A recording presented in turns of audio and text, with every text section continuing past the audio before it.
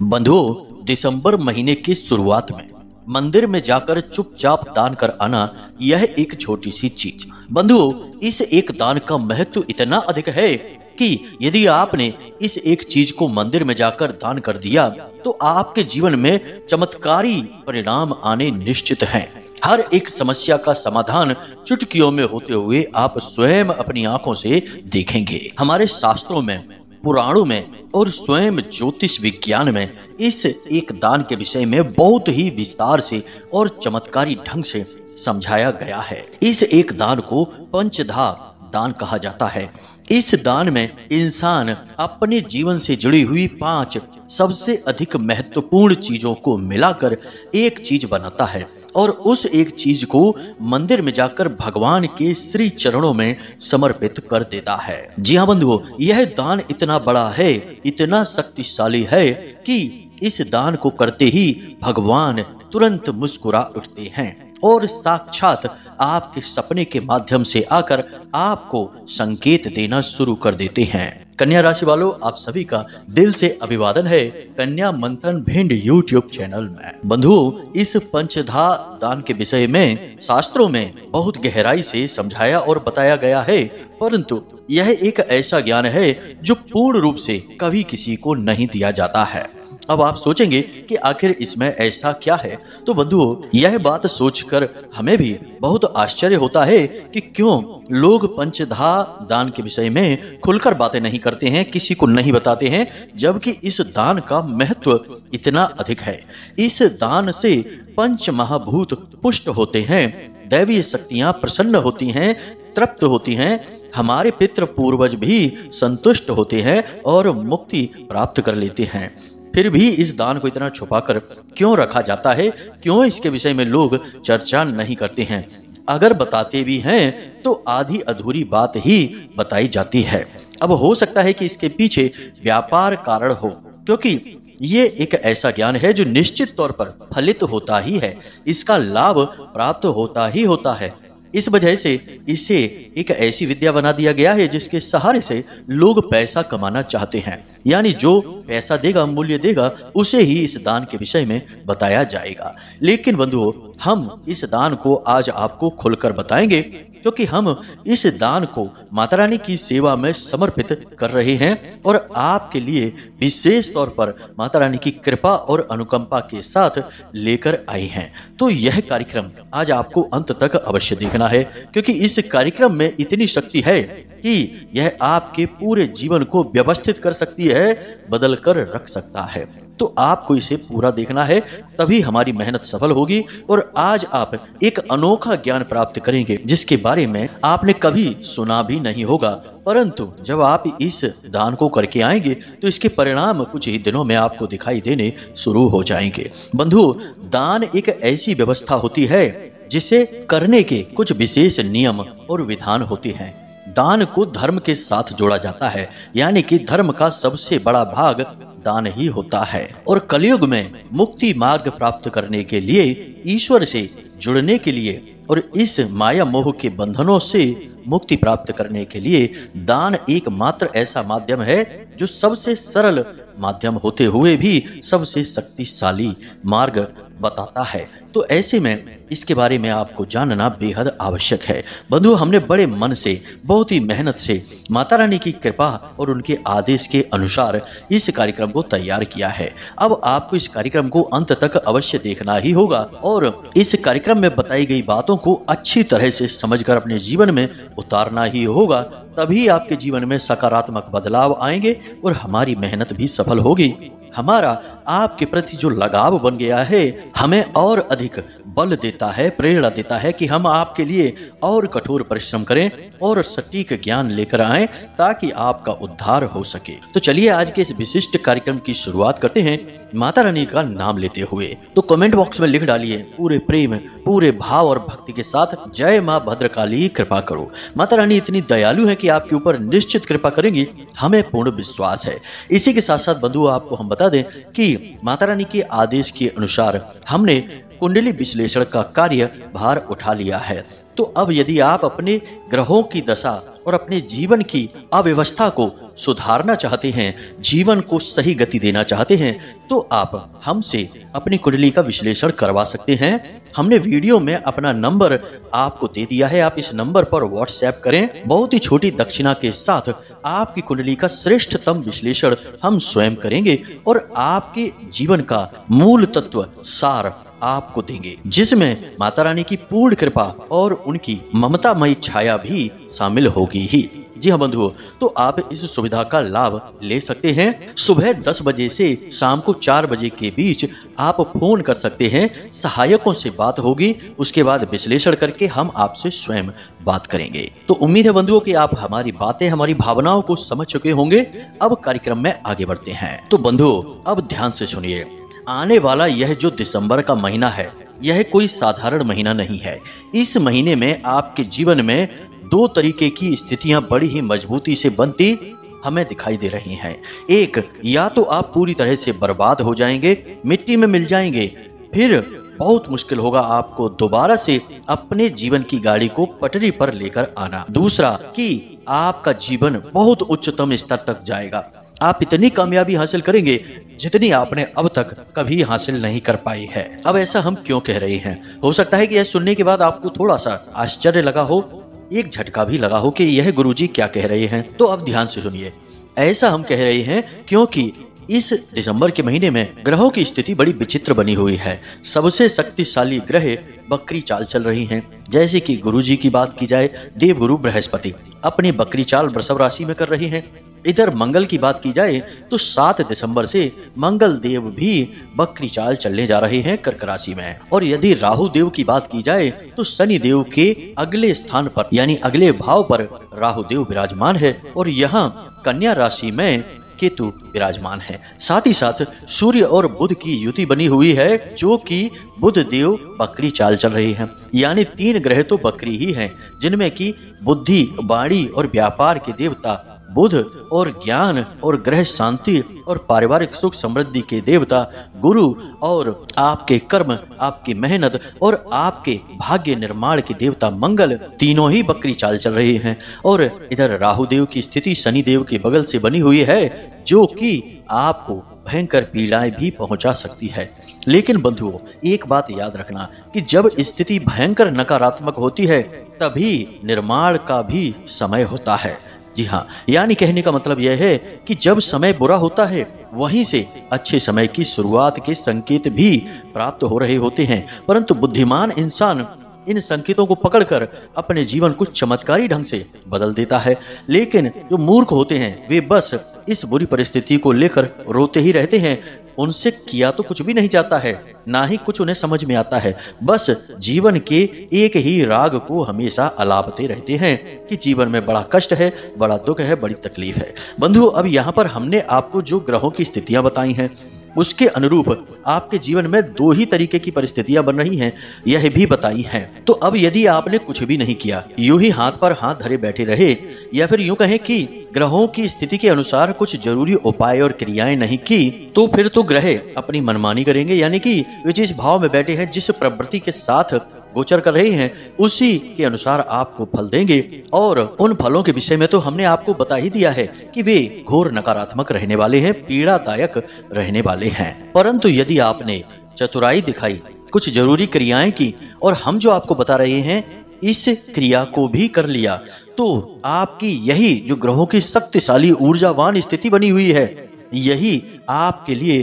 कामयाबी के मार्ग खोल देगी, आपके जीवन की हर बाधा को हटा देगी। इसलिए हम आपसे कह रहे हैं कि आज आपको इस कार्यक्रम को अवश्य देखना ही है। इस कार्यक्रम में एक और विशेष खूबी है बंधुओं कि यह पूर्ण रूप से समय अनुकूल है। अभी पूरा सही समय है कि आप इस कार्यक्रम को देख लें। और दिसंबर के महीने के प्रारंभिक में यानी कि 7 दिसंबर को, जबकि मंगल देव बकरी होने जा रही हैं, उससे पहले आपको इस क्रिया को कर डालना है, तभी आपको इसका पूर्ण लाभ प्राप्त होगा। इसके बाद यदि करते हैं तो लाभ तो तब भी प्राप्त होगा, परंतु कुछ हद तक इसका प्रभाव कम भी हो सकता है। तो अब यहाँ तक आपने सारी बातें समझ ली। अब आपके मन में यह प्रश्न तो उठ ही रहा होगा कि आखिर यह पंचधा दान क्या है और गुरुजी इतनी देर से हमें इसके विषय में समझा रहे हैं परंतु अभी तक इसकी कोई चर्चा ही नहीं कर रहे हैं। अब कितना और लंबा कार्यक्रम खींचेंगे, कितनी देर तक हमारा समय खराब करेंगे। कोई बात नहीं है बंधुओं, आपके मन में ये विचार आ रहे हैं तो अब हम अपने मुख्य विषय को प्रारंभ करने जा रहे हैं। तो अब सारी बातों को ध्यान से समझना। जैसा कि पंचधा दान है, पंचधा का मतलब होता है पंच भूतों को तृप्त करने वाला दान, यानी कि इस दान में 5 चीजें शामिल होंगी। जैसा कि इसका नाम ही है पंचधा, यानी पंच मतलब 5, धा मतलब धारणम। 5 चीजें जो आपने धारण कर रखी हैं, वे 5 चीजें आप अपने देवताओं को समर्पित करने वाले हैं। जी हाँ बंधु, तो अब ध्यान से सुनिए 5 चीजें कौन कौन सी हैं। एक बात यहाँ पर और अच्छी तरह से समझ लीजिए कि 5 चीजें केवल वही होंगी जो या तो आपने अपने पैसों से ली होंगी, यानी आपकी कमाई से आई हुई है, या फिर आपके पुरखे पूर्वजों की देन है। जी हाँ बंधुओं, इन चीजों का सीधा संबंध आपकी मेहनत से, आपके खानदान से, आपके पुरखे पूर्वजों से होना चाहिए। तो अब ध्यान से सुने बंधुओं, पंचधा दान में आपके लिए जो सबसे महत्वपूर्ण तत्व है वह भूमि तत्व है, यानी कि आपको मिट्टी चाहिए। अब मिट्टी एक ऐसे घर की हो सकती है जिसमें आप रहते हैं और जिसे आपने स्वयं के मूल्य से खरीदा हुआ है, यानी कि वह आपका पैसा है या आपके पुरखे पूर्वजों के पैसों से लिया गया हो। उस घर के अंदर की मिट्टी आपको चाहिए। यदि आप किसान हैं, खेती बाड़ी करते हैं, तो आपके जो स्वयं के खेत हैं, जो आपके पुरखे पूर्वजों की खेती है, उससे मिट्टी आप ले सकते हैं। कहने का मतलब यह है कि आपकी स्वयं की जमीन से ली गई मिट्टी होनी चाहिए। आपके अपने घर के दरवाजे से भी आप मिट्टी नहीं ले सकते, घर के अंदर से ही लेनी होगी, या फिर आपका अपना खेत, अपना प्लॉट या अपनी जमीन होगी, उससे ले सकते हैं। तो आप समझ गए कि मिट्टी आपको किस प्रकार चाहिए। अब जल के लिए आप स्वयं के कराए गए बोर से जल ले सकते हैं, या फिर अपने पुरखे पूर्वजों के द्वारा किया गया कोई कुआं होगा, कोई भी ऐसा स्रोत जल का जो आपसे संबंधित हो, आपके पुरखे पूर्वज, आपके खानदान से संबंधित हो, ऐसे जल स्रोत का जल आपको चाहिए। 2 चीजें हो गई। अब तीसरी चीज धन। जी हाँ बंधुओं, धन तो आपका स्वयं का ही कमाया गया होना चाहिए। अब यदि महिलाएं इस कार्य को करेंगी तो उनके पति के द्वारा कमाया गया धन भी उनका ही धन होता है, क्योंकि वे अपने पति की अर्धांगिनी है, तो उनकी कमाई के भी हिस्से में उनका हिस्सा रहता है। तो 3 चीजें हो गई, आपका धन, आपकी जमीन, आपका जल। अब बात करते हैं अन्न तत्व की। यह भी बेहद ही महत्वपूर्ण है। अब अन्न में गेहूं सर्वोत्तम रहेगा, तो आपके खेतों का गेहूं होना चाहिए, आपकी खेती बाड़ी का गेहूं, या फिर आपने मूल्य चुकाकर खरीदा हो वह गेहूं भी चलेगा। इसी के साथ साथ अब आपको बताते हैं 5वीं वस्तु जो इस दान को पूर्ण कर देगी। तो वह 5वीं वस्तु होगी आपके पैसों से खरीदा गया कोई तांबे का या पीतल का लोटा। जी हाँ बंधुओं, पात्र होता है एक लोटा, हम उसकी बात कर रहे हैं। यह आकाश तत्व का प्रतीक होगा, साथ ही साथ जल तत्व का धारक पात्र माना जाता है। तो इन 5 चीजों से आपका यह दान पूर्ण होगा। अब आपको इसे करना कैसे है और किस दिन करना है, तो दिन आपको हमने बता दिया कि 1 दिसंबर से लेके 7 दिसंबर के बीच आप इस दान को किसी भी दिन कर सकते हैं, और इसे आप हनुमान जी के मंदिर में या फिर भोले बाबा के मंदिर में जाकर कर सकते हैं। अब यह दान प्रक्रिया आप कैसे करेंगे, जरा इसे ध्यान से समझ लीजिए। तो इस दान को करने के लिए आपको मंदिर के प्रशासन के किसी व्यक्ति से या सहायक से चर्चा करनी होगी। तो आपको करना यह है कि उस सहायक को बता देना है कि आप इन चीजों का दान करना चाहते हैं। दान आप सूर्यास्त होने के बाद करेंगे, यानी कि रात्रि के समय कर सकते हैं, 8, 9, 10 कितने ही बजे पर आप कर सकते हैं। अब आप जो मिट्टी लेकर जाएंगे, उस मिट्टी को आप यज्ञ का जो हवन कुंड होता है उसमें आप अंदर की तरफ लगा देंगे, यानी कि उस मिट्टी को आप हवन वेदी में लगा देंगे। बाहर भी लगा सकते हैं, परंतु अंदर लगाएंगे तो अति उत्तम रहेगा। अब जो अन्न का दान आप करेंगे उस दान को आपको मंदिर के सहायकों से कहना है कि मंदिर के भंडार में इसका प्रयोग करें, जिससे कि धार्मिक अनुष्ठानों में कोई भंडारा वगैरह होगा उसमें इस अन्न का प्रयोग किया जाएगा। धन को आप मंदिर के दान पात्र में डाल देंगे और जो जल आप लेकर गए हैं इस जल को आप मंदिर के मुख्य दरवाजे के बाहर सिंचित कर देंगे। जी हाँ, जैसे कि मंदिर के बाहर कोई कच्ची जमीन वगैरह है वहां पर आप इस जल को सिंचित करेंगे, मुख्य दरवाजे के सामने, बहुत अधिक दूर नहीं। अगर मुख्य दरवाजे के सामने कच्ची जगह नहीं है तो मंदिर में अंदर कहीं कोई ऐसा स्थान होगा वहां पर आप इस जल को सिंचित कर सकते हैं। किसी देवी देवता पर आपको यह जल नहीं चढ़ाना है। अब जो आप पात्र लेकर गए हैं उस पात्र को आपको मंदिर प्रशासन को दे देना है और उनसे यह निवेदन करना है कि इस पात्र का प्रयोग देवी देवताओं की सेवा में ही किया जाए, यानी कि इसे कोई स्वयं अपने लिए प्रयोग न करने लगे। यदि भोले बाबा का मंदिर है तो वहीं शिवलिंग के पास इस पात्र को रखवा दिया जाए, ताकि लोग आने वाले जो बिना पात्र के आते हैं वे आपके लोटे से जल भरकर भोले बाबा को समर्पित करेंगे। अब इन चीजों का आपके ऊपर बहुत गहरा प्रभाव पड़ने वाला है। ध्यान से समझिए कि आपने जो अन्न दान किया है उस अन्न से कई लोगों को भोजन प्राप्त होगा। अब बेशक वह अन्न कम होगा, बेशक 4 मुट्ठी ही क्यों ना हो, परंतु वह सम्मिलित हो गया है मंदिर के भंडार गृह से, तो अब वह सभी का हिस्सा बन गया है। तो अब जितने लोग भी उससे भोजन पाएंगे उनका शुभ फल आपको प्राप्त होने लगेगा, यानी कि मंगल के नकारात्मक प्रभाव कम होने शुरू हो जाएंगे। और गेहूं मंगल का सूचक है, इसीलिए हमने आपको गेहूं कहा। अब आप जो जल लेकर गए उससे आपने मंदिर के मुख्य दरवाजे पर सिंचन किया और यह आपके जीवन में धन के आगमन को सुनिश्चित करेगा, आपकी मानसिक शांति को भी सुनिश्चित करेगा, क्योंकि यह चंद्रमा का सूचक है, धन का सूचक है। और आपने इसे मंदिर के मुख्य दरवाजे पर सिंचित करके इसका सबसे पवित्र प्रयोग किया है। अब जो मिट्टी आप लेकर गए हैं उस मिट्टी को आपने हवन वेदी में लगाया है, तो अब उस हवन वेदी में जितने भी यज्ञ हवन होंगे उनमें कहीं ना कहीं आपकी भी थोड़ी बहुत भागीदारी रहेगी ही, इसलिए उसका भी पुण्य आपको प्राप्त होगा। इसी के साथ साथ जो धन आपने दान पात्र में डाला उसे भी मंदिर के किसी शुभ कार्य में प्रयोग किया जाएगा, भंडारे वगैरह में प्रयोग किया जाएगा, तो उसका भी शुभ फल आपको प्राप्त होगा। तो इस प्रकार से आपको इस दान का कई तरह से लाभ प्राप्त होगा। अब कुछ जरूरी सावधानियां हैं जो आपको निश्चित तौर पर बरतनी चाहिए, तभी आपका यह दान सिद्ध होगा, अन्यथा यह निष्फल भी हो सकता है।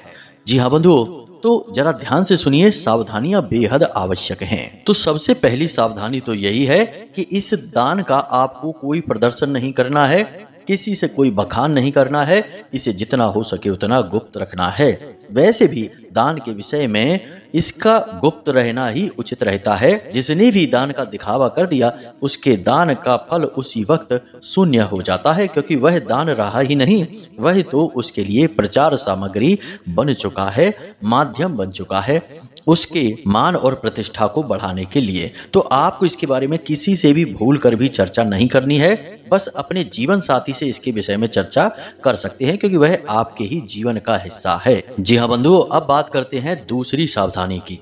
तो दूसरी और सबसे बड़ी सावधानी यह रहेगी कि आपको इन सामग्रियों की शुद्धता का विशेष ख्याल रखना है।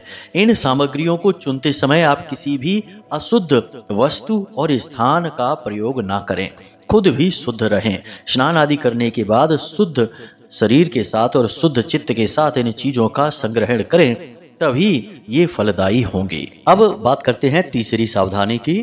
तो तीसरी सावधानी आपको यह रखनी है कि अपने चित्त को और अपने कार्यों को शुद्ध रखने की कोशिश करना है जब तक आप इस उपाय को कर रहे हैं और इस उपाय को करने के बाद भी। जी हाँ बंधुओं, जैसे कि किसी से बिना मतलब में झूठ नहीं बोलना है, किसी के दिल को नहीं दुखाना है, मन में किसी भी प्रकार के नकारात्मक विचार यदि आते हैं तो उन्हें पकड़ना नहीं है, उन्हें छोड़ देना है। जी हाँ बंधुओं, कुल मिलाकर अपने आप को शुद्ध रखना है, अपने चित्त को, अपने तन मन को शांत और शुद्ध रखना है, तभी यह उपाय, यह क्रिया सिद्ध हो सकती है। इसी के साथ साथ बंधुओं, एक सबसे बड़ी सावधानी वह यह रहेगी कि प्रतिदिन यानी कि 1 दिसंबर से लेके 7 दिसंबर तक और हो सके तो संपूर्ण दिसंबर के महीने में आपको सुबह जागने के बाद अपने नित्य कर्म से मुक्त होकर स्नान आदि करने के बाद अपने पूजा घर में जाना है और हनुमान चालीसा का पाठ करना है। साथ ही साथ आपको हनुमान जी के बाएं पैर पर थोड़ा सा सिंदूर लगा देना है, जिसे बंधन कहते हैं। और इस बंधन को पूजा करने के बाद यानी कि हनुमान चालीसा और बजरंग बाण का पाठ करने के बाद इसे अपने माथे पर लगा लेना है, यानी हनुमान जी के चरणों का सिंदूर आपको अपने माथे पर लगाना है और गोल टीका लगाना है, लंबा तिलक नहीं। इसके बाद आप अपने कार्य पर, अपने काम धंधे व्यापार पर जाएं, यानी प्रतिदिन हनुमान चालीसा और बजरंग बाण का पाठ आपको करना ही होगा। अब यदि महिलाएं हैं तो बजरंग बाण का पाठ ना करें, वे हनुमान अष्टक का पाठ कर सकती हैं। बाकी पुरुषों के लिए यह नियम शाश्वत रहेगा पूरे 1 महीने के लिए। फिर भी यदि आपके पास समय नहीं है तो आप कम से कम 7 दिसंबर तक तो इस नियम को बनाकर रखें ही लगातार। अब यहाँ पर यह भी है कि हो सकता है कि किसी विशेष कार्य की वजह से आपका यह नियम कभी कभार टूट भी जाए, तो कोई डरने की बात नहीं है। यह आपने संकल्प नहीं लिया है, आप तो बस नियम का पालन कर रहे हैं। तो नियम टूट भी जाए तो कोई बुराई नहीं है। आपको अपने मन में किसी प्रकार का संशय नहीं रखना है, निर्बाध रूप से इस कार्य को करते रहना है। इसी के साथ साथ 7 दिसंबर को आपको हनुमान जी के मंदिर जाना है और अगर वहां पर बंदर हैं तो उन्हें गुड़ और चना खाने के लिए देना है। और यदि वहां पर बंदर नहीं है तो कोई बात नहीं है, आपको हनुमान जी को गुड़ और चने का भोग लगाना है और फिर उसी प्रसाद को खुद भी पाना है और जरूरतमंदों में बांट देना है। उसे अपने घर लेकर नहीं आना है। जी हाँ बंधु, बस इन नियमों का पालन करिए और इस उपाय को पूरे आस्था और विश्वास के साथ करिए। आप देखेंगे कि यह दिसंबर का महीना आपके जीवन में क्रांतिकारी बदलाव लेकर आ रहा है। आपके हित में ही कार्य होंगे। आप जो चाहेंगे वह कार्य सिद्ध होने लगेगा और आपकी मनोकामनाएं भी एक एक करके पूरी होती आपको स्वयं को दिखाई देंगी। जी हाँ बंधु, और यह कार्य महीनों या वर्षों में नहीं, कुछ ही दिनों में होता चला जाएगा। तो उम्मीद है कि जो बातें हमने आपको बताई हैं वे आपको अच्छी लगी हैं। आप इन बातों का प्रयोग करेंगे और अपने जीवन को धन्य बनाएंगे। इसी के साथ साथ यदि कोई प्रश्न आपके मन में उठे तो आप कमेंट करके पूछें, या फिर हमने व्हाट्सएप नंबर दे ही रखा है, इस पर आप मैसेज करके पूछ सकते हैं। समय मिलने पर हम आपके प्रश्नों के जवाब अवश्य देंगे। यदि आप इस नंबर पर मैसेज करते हैं या फिर कॉल करते हैं तो आपकी बात सहायकों से होगी। हमारे पास थोड़ी व्यस्तता अधिक रहती है माता रानी की सेवा करने की वजह से, तो जब समय मिलेगा तो हम भी आपसे बात अवश्य करेंगे। तो चलिए बंधु, आज के इस कार्यक्रम को यहीं समाप्त करते हैं। हमेशा हंसते रहिए, मुस्कुराते रहिए, सकारात्मक रहिए और दिन में एक बार मंदिर अवश्य हो आइए, क्योंकि आपका उद्धार तो वहीं से होना है। तो प्रेम से बोलिए जय माई की, जय माँ भद्रकाली। माता रानी आपका कल्याण करेंगी। धन्यवाद।